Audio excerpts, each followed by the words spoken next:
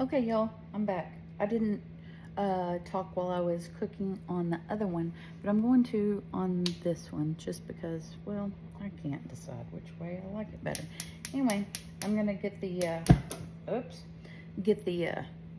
onions going, and just so you know, I'll put the recipe, the whole thing at the end. And 9 times out of 10, I eyeball things anyway, even if it does have an exact recipe. That's just me. It's just a little quirky. But that's the way my grandma taught me too. You just cook with the ingredients you have and season and everything else to taste. However you think it'll go. You gotta eyeball how much you got with what you're working with. You just make her go. Anyway, I'm gonna get these going, and while I'm letting these get going, I am going to take the skins off my tomatoes. I've found that anytime I'm canning tomatoes or whatever, and if I put it in a regular blender, I think it would be fine. But I also know that anytime I've been canning or whatever, that they tend to just have peels all in it, and I don't want to do that. I don't want to mess with it. So anyway, and I messed up on I've never roasted garlic the way I did in just the few pieces that I had. I've always done it with a whole head of garlic. So, and if these pieces are a little darker than it should be, I'm gonna pull them. I don't want it to make it bitter.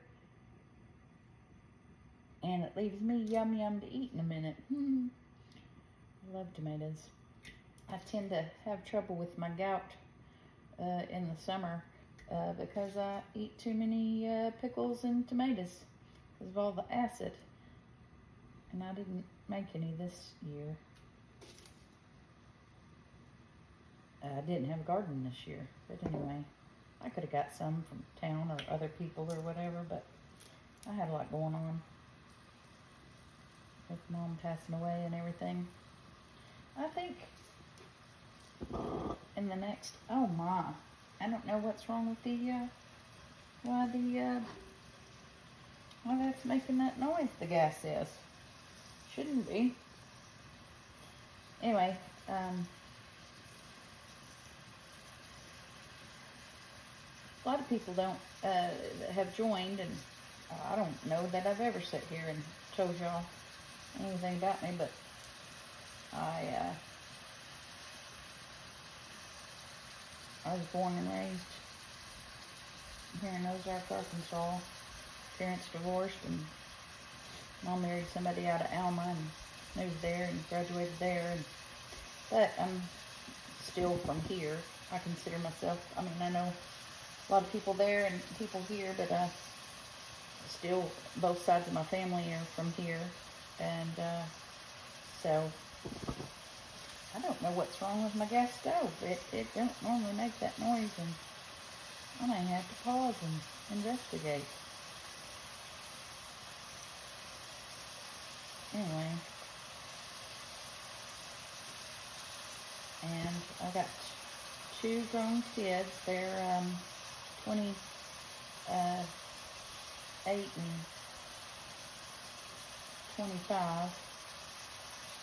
I was married to their dad for 10 years, got married at 19, went to high school, graduated, went to West Dirt Community College, and I didn't finish because I was ready to get married and have babies.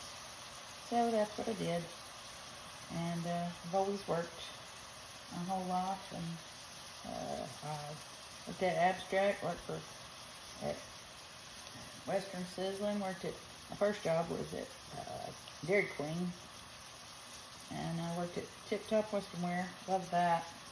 I enjoyed the Abstract company too because I got to go to the courthouse, get out of the office, and go down to the old jail cells and investigate all the property that we were doing, and it was really cool. So I got to meet all the ladies there, And then after I got married, I started working at the First Baptist Church in Van Buren, and did that until I got so far in my pregnancy. Oh, I think I might have worked pretty close up to the end. I'd have to sit and think about it. Anyhow, and then I had my daughter, and was a stay-at-home mom for 7 years. But then 2.5 years later, I had my son, and when he got into preschool, I started working for my in-laws, and worked in their office because I knew how to do QuickBooks and stuff, and so I started working for them. And then after I got my divorce, started working at Alligator Rays, and that's where I met my husband. We've been married 19 years, been together 20.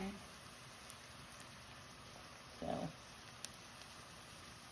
and I worked at after that, during my divorce, I had 5 jobs during my divorce. I did at Avon for 5 years, and then I was a substitute teacher for the school, and absolutely loved that. Actually, when I was going to college, that's what I was going to go to school for, to be a teacher.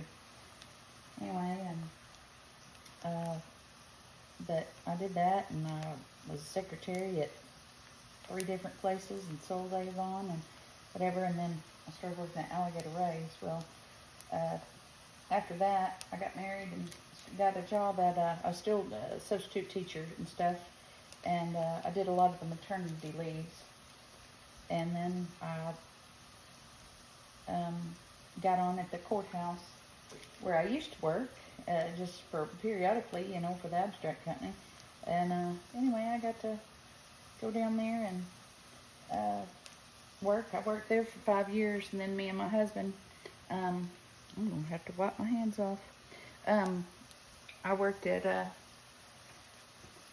the courthouse for 5 years, and then my husband and I, we started our own business, a consulting firm for the oil field. He worked from the bottom up in the oil field, floor hand all the way up to, well, he's been company man, but he went to school for mud engineer, and that's what he does. And so we started a consulting firm for mud engineers and company men. We mainly had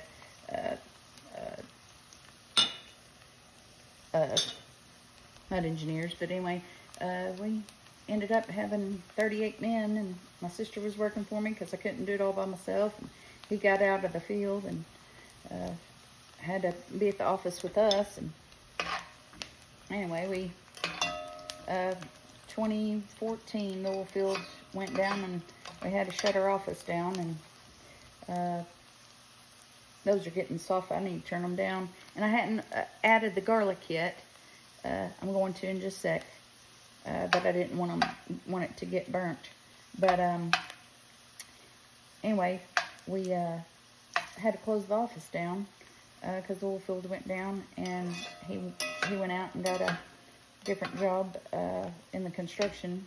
And so when the oil field come back up, we weighed the options, whether it'd make sense for us to get more men, or I'll lean over and talk to you. Listen. So we wagered it to see if it made any sense for us. It cost too much. The insurance was outrageous. So we was like, no, it makes more sense just to him to work. So he worked. I still did the books and still doing all that until Mom passed away. Actually, I should say Dad. I really wasn't doing a whole lot of the books and everything. And anyway, so I run everything around here, around the house. That looks weird every time I cut off my eyeball. But I run everything around here while he goes on to work. And I've told him time and again, every time oil field goes down or this or that, I'll go get whatever job I have to. But it seems to work out, and I still will do whatever I gotta do. But So I was raised cooking, canning and cooking and doing all that stuff from my grandma. Taught me both my grandmas. And anyway, so I know how to can and cook and sew and clean and brush. Well, I don't tend to brush hog because I'm allergic, but everything around here. So, and I enjoy all of that. And my favorite's cooking. I really do believe. I'm sorry. There we go. My favorite's cooking. If you can't tell, I don't know if you can or can't. I probably should have just sped all that up, so y'all wouldn't have to listen to watch me peel tomatoes. But maybe you're entertained. I don't know. All right, I'm gonna put these. These are the roasted ones. You sit there and watch me peel. I'm gonna put them down in there. And like I said, I'll put the recipe at the end. Now, I made this probably a year ago, 2 years ago. And when I did it, I tend to do this a lot. I just want to say, I tend to take a recipe or taste something and want to make it myself. And I end up making it my own. Well, I end up not writing it down in my recipe book. And then next time I go to make it, I can't figure out what I did. So anyway, that's what this is. I kind of saved the recipe, but it didn't quite. I don't know. I'm making it from that recipe, but I'm also making it my own because I don't think that one called for roasted tomatoes, but I decided to roast them. Anyhow, all right. Well, another anyhow. Hey, y'all just keep a running count, okay? All right. All right, so I'm going to stick, it's another can of, it's 28 ounces. I don't have that turned around. It is what it is. So, put them down in there. And I'm going to use my immersion blender here in a minute. And listen, I'm going to put a little bit of the basil in right now. And this is 1.5 ounces. And I already, I didn't cut it up. I just pinched it up. I'm going to put a little bit in now. But fresh, it's a little strong. So sometimes, so I want to taste it before I add any more. And it calls for, I think, a teaspoon of thyme.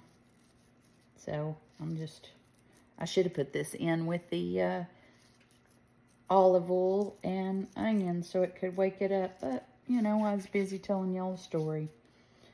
All right. And you don't have to put any red pepper. I'm just going to put a pinch. It calls for a 1/4 teaspoon, I think. I'm just going to put a little bit, just a pinch.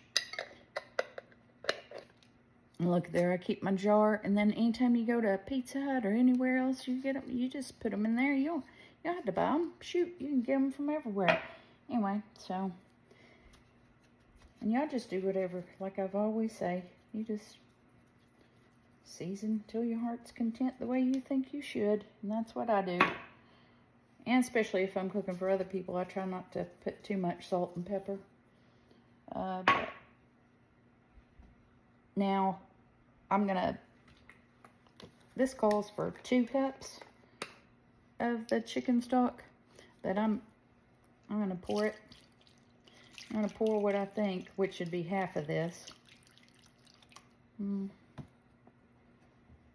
about what that is. But we like it kind of thicker. All right. Now, I'm going to get my immersion blender. Now, just bear with me.